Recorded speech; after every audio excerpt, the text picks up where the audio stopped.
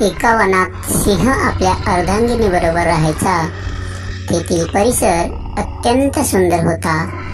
त्याच्या गुहेशेजारीच एक फणसाचे झाड होते.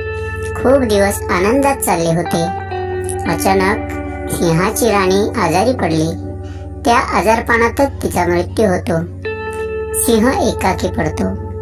परंतु तेथे आलेल्या सुंदर फणसाच्या झाडामुळे त्याचा एकाकीपणा दूर होतो, कारण त्या झाडाला सुंदर फणस लागलेला असतो. तो सिंह त्या फणसात आपल्या राणीला पाहायचा. त्यामुळे ते झाड सिंहाला अत्यंत प्रिय झाले. सिंहाला अचानक बाहेर जाण्यासाठी पहारेकरी म्हणून सिंह एका भालूची निवड करतो. तो त्या झाडाकडे पहारा देत असे.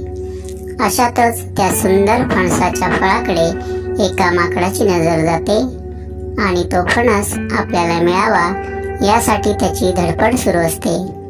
जणू त्याच्या तोंडाला पाणी सुटतं.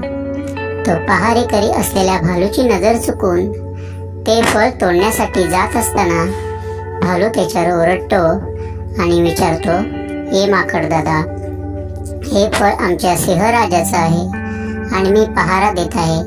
तू गुपचूप माघारी फिर, नाहीतर सिंह तुला अक्काच खाऊन टाकेल."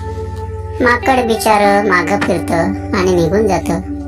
काही दिवसानंतर ते फळ चोरीला जातं. त्यामुळे सिंह चवताळून उठतो आणि साऱ्या प्राण्यांची सभा बोलवतो. सर्व प्राणी सभेला हजर असतात, परंतु माकड सभेला हजर नव्हतं. सिंह सर्व प्राण्यांना दरडावून विचारतो, "गपगुमान, हे फळ कोणी चोरलं ते सांगा, नाहीतर मी सर्वांनाच खाऊन टाकेन." जो तो काकुळतीनं बोलतो, "महाराज, आम्ही नाही चोरी केली, आम्हाला खाऊ नका." सिंह बोलतो, "हे फळ म्हणजे माझ्या राणीची आठवण होती आणि तीच चोरीला गेली. मी खूप चिडलो आहे. ज्याने कोणी चोरी केली असेल त्या चोराला माझ्या समोर उभं करा," असं सर्वांना फरमान देतो. बिचारे सर्व प्राणी घाबरून चोरी कोणी केली याचा मागोवा घेण्यासाठी रानवन फिरतात. अशातच माकडदाताची नजर काहीतरी फळ खात असलेल्या कोल्ह्यावर जाते. माकड त्या कोल्ह्याला विचारतो, "काय रे कोल्होबा, तूच चोरलं का सिंहराजाचं फणस?"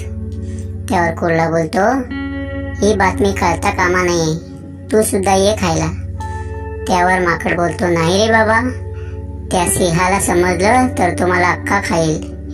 इकडे सिंह पहारेकरी ठेवलेल्या भालूची झाडाझडती घेत असताना भालूला आठवते की त्या फणसाच्या झाडावर आणि फणसावर माकड दादाची नजर होती आणि तो सभेलाही हजर नव्हता, म्हणजे तोच चोर असणार असा मनोमन विचार करत असतानाच भालू एकदाच ओरडतो की "महाराज, चोर सापडला." ते फळ माकडानं चोरलं आहे, कारण त्याला मी फळ काढताना हटकलं होतं आणि तो घाबरून सभेलाही आला नव्हता. तेवढ्यात कोल्होबा खात असलेल्या फळातील थोडा भाग माकडाने पळवला व सिंहाच्या स्वाधीन केला. माकड सिंहाला नम्रपणे म्हणाला, "महाराज, ते फळ कोल्ह्याने चोरलं होतं. मी त्याला खाताना पाहिलंय. त्यातला थोडा भाग मी तुम्हाला दाखवायला पळवून आणला आहे." त्यानंतर सिंहाने कोल्ह्याला पकडून आणण्याचे फरमान दिले. कोल्ह्याला सर्वांनी पकडून आणलं आणि सिंहाच्या स्वाधीन केलं. कोल्ह्याने नम्रपणे आपण केलेली चोरी मान्य केली. सिंहाने कोल्ह्याला